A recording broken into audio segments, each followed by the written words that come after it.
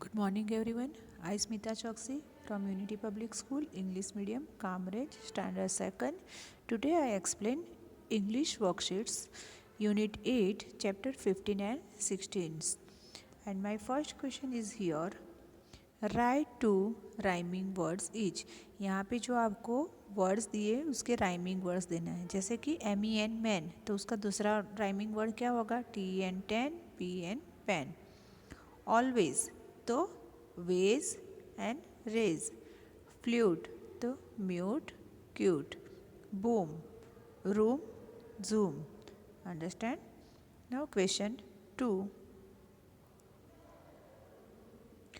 Rearrange this words to get the names of musical instrument. यहाँ पे आपको जो नेम दिया है उसको अरेंज करके लिखना है। जैसे ITSRA, तो उसका अरेंज करोगे तो कौन सा वर्ड बनेगा? सितार, SITAR। फिर UITARG, तो उसको अरेंज करने के बाद बनता है गिटार। RUDM, तो DRUM ड्रम। ABTLA, तो TABLA तबला। HOLAKD, DHOLAK ढोलक। LUTEF, FLUTE flute. ओके, यहाँ पे जो आपको वर्ड्स दिए हैं वो जंबल दिए हैं और यहाँ पे उसके आंसर आपको अरेंज करके दिए। Understand? Now question 3,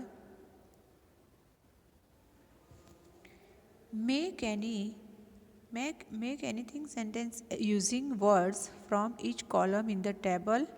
1 is done for you.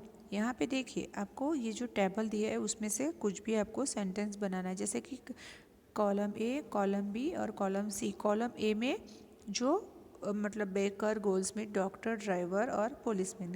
Column B treats, drives, catches, makes and bakes. The patients, cakes, vehicles and jewellery. तो पहला क्या बनता है? हमें एक बना के दिए तो बेकर बेक्स केक। बेकर क्या बनाता है? केक बनाता है। वैसे ही आता है goldsmith makes jewellery. Then doctor treats patient. Driver drives vehicles. Policeman catches thief। Okay, policeman catches thief। Understand? समझ में आया? ये जो मैंने आपको बताया वैसे ही यहाँ पे आपको मैंने लिख के भी दिया है। यहाँ पे लिख के दिया है। Understand? Now question 4, there are 12 musical instrument in the crossword. यहाँ पे ये जो क्रॉसवर्ड है ना उसके अंदर बहुत सारे म्यूजिकल इंस्ट्रूमेंट है। There are 12 musical instruments in the crossword puzzle. Find out any 5 of them. Write their names below. What has been done for you? यहाँ पे जो बहुत सारे म्यूज़िकल इंस्ट्रूमेंट है पर हमें उसमें से 5 ही नाम लिखने हैं। जैसे यहाँ पे देखो PIANO ऐसे पियानो करके दिया है। ओके, तो फिर दूसरे आपको ढूंढने पड़ते हैं, तो दूसरे हमें ढूंढने हैं। और यहाँ पे पिक्चर भी दिया है, तो पियानो है, फिर तबला, फिर क्या है? तबला। तो वो हमें यहाँ पे आपको इसमें ढूंढना है कि तबला कहाँ पे है। ओके,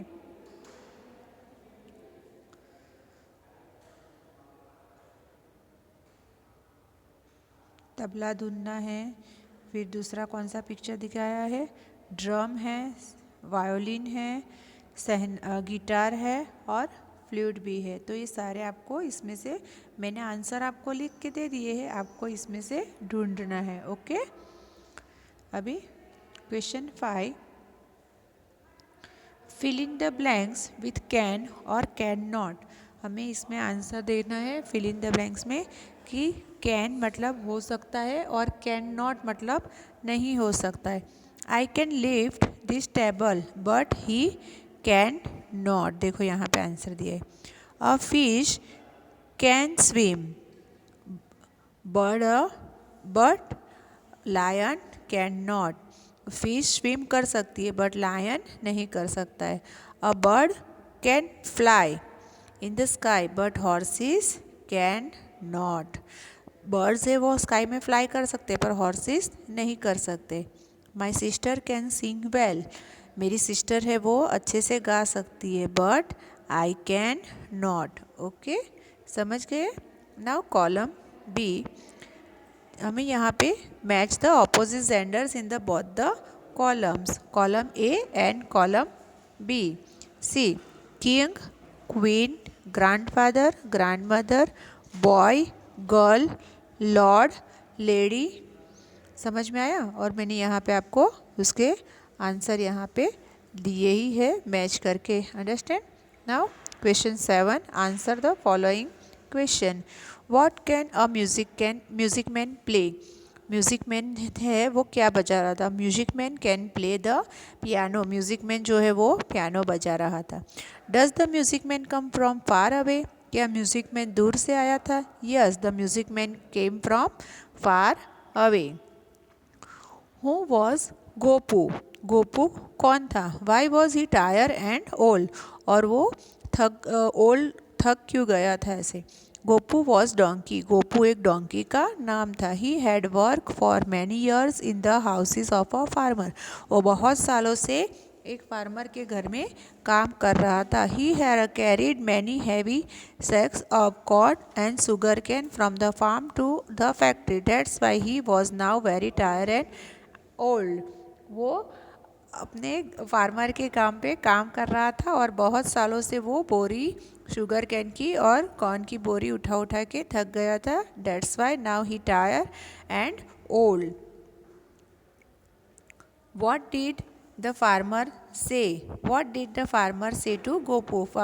फार्मर ने गोपू को क्या कहा? The farmer said to Gopu, you are a good donkey. Take this sack of corn and go and see the world before you become too old.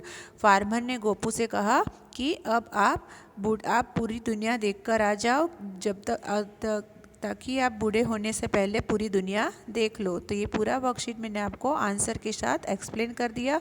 तो ये आपको अच्छे हैंड राइटिंग से लिखना है और फिर लिख के स्कूल में सबमिट भी करना है।